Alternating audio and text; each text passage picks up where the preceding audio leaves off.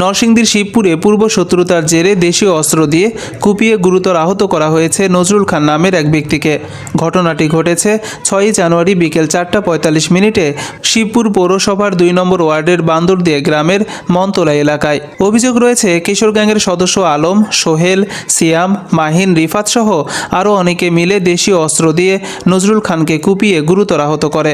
আহত অবস্থায় তাকে ঢাকা মেডিকেল কলেজ হাসপাতালের আইসিইউতে ভর্তি করা হয়েছে এবং বর্তমানে সেখানেই চিকিৎসাধীন আছেন। ভুক্তভোগীর বাবা গতকাল রাতে শিবপুর মডেল থানায় একটি অভিযোগ দায়ের করেছেন।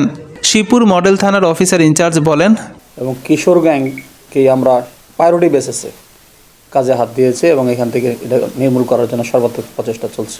এ ঘটনায় ভুক্তভোগী আহত নজরুল খানের বাবা বলেন, আমাদের পারিবারিক একটা দ্বন্দ্ব ছিল।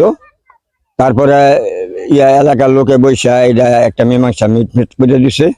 ওইটা দেওয়ার পরে সবাই উভয়কে মেনে নিছে। মেনে নেওয়ার তারপরে এরা এই পরিকল্পনা সৃষ্টি করছে আমার পুতের মেরে লেব। তারপরে আমার পুতের নদীর ধারে আসে মাছ কেলায় তোলার জন্য আসার পরে সেই 5-6 জন লোক আইসা তারা ওই নদীর ধারে মারপিট করা আরম্ভ করছে। চাপাটি দাও, চাইনিজ কুড়াল, ওই লাঠি বাড়ি দিয়া তারা বাইয়া এই কোবাইয়া এই নদীর ধারে ফেলায় রাখছে। তারপর আমি আইসা তার করে উদ্ধার করি। এ বিষয়ে এলাকাবাসী জানান, ভিকটিম নজরুল খান এলাকার একজন শান্তশিষ্ট ছেলে। তো পারিবারিক তুচ্ছ একটা ঘটনাকে কেন্দ্র করে বিগত 16 ডিসেম্বর একটু সমস্যা হয়েছিল তাদের বাড়িতে। তো পারিবারিক এলাকাবাসী মিলে এটা একটা সমাধান করা হয়েছিল। তো এই সমাধানটা হয়তো প্রতিপক্ষ ভালোভাবে নিতে পারে নাই।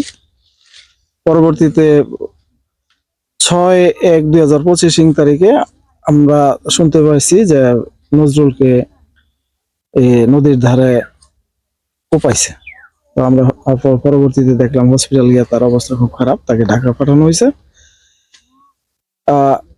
আমরা জানতে পারছি এখানে ওই শহীদুল্লাহ খান এবং ওনার যারা আছে আলম, তারপরে সোহেল, তারপরে রিফাত, তারপরে আছে আরেকটা মঈন, সিয়াম, এরা নাকি এই ঘটনাটা ঘটাইছে। তো এলাকার মধ্যে তারা কিশোর গ্যাং হিসাবেই পরিচিত আমরা যেটুকু জানি। তো আমি চাই এরকম একটা ন্যাক্কারজনক ঘটনার সুষ্ঠু বিচার হোক।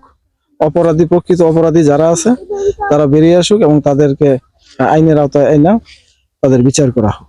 ঘটনার পর এলাকায় আতঙ্ক বিরাজ করছে। স্থানীয় বাসিন্দারা দ্রুত দোষীদের গ্রেফতারের দাবি জানিয়েছেন।